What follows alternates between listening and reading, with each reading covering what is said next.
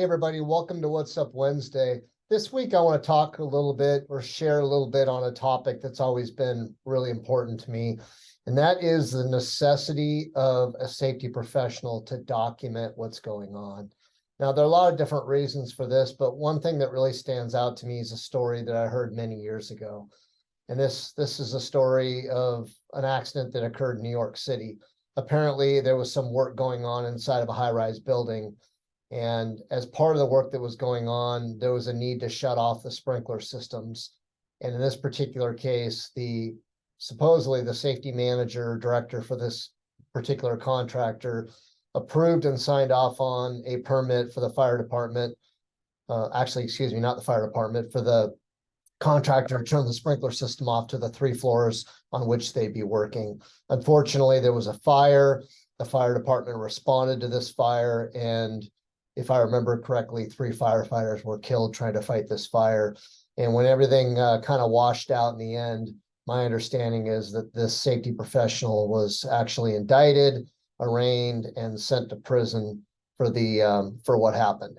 And, you know, when it comes to documentation, I think it's so important that we track what we're doing, because there is real risk, there is real liability out there as a safety professional. The decisions that we make can affect us personally as well as professionally. And on the other side of things, I think a lesser example might be that there are times where safety professionals can be compromised by leadership. I'm going to call it what it is. Now, this is a very controversial topic, and I don't know that everybody would agree with me that the documentation is really important, because it is discoverable if there is an incident and you know, something's brought to suit, to litigation. But ultimately, when a safety professional is making recommendations, they're observing things, they're identifying challenges, issues, corrective actions that are needed. All of that needs to be documented. Now, there are many ways you can do that. The old-fashioned way is people carry a notepad around and they write everything down. But today we have a lot better options than that. We have timestamp available programs. It might be a safety management operating system of some kind where you document observations and corrective actions and assign them.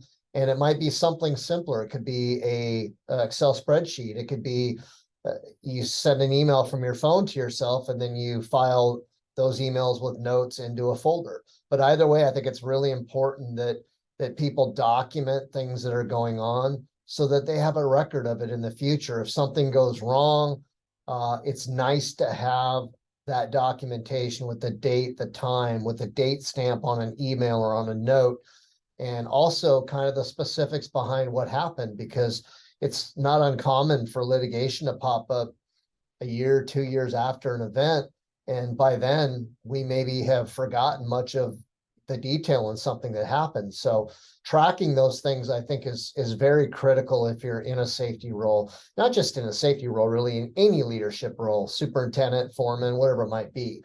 Now, I am looking at this from a safety perspective in construction specifically, but it can be applied really across any role with any company in pretty much any industry.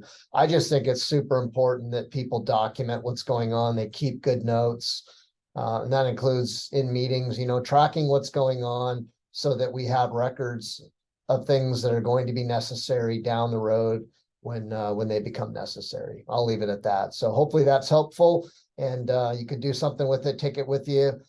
Make sure you put a system in place to keep good notes, and we'll see you next Wednesday.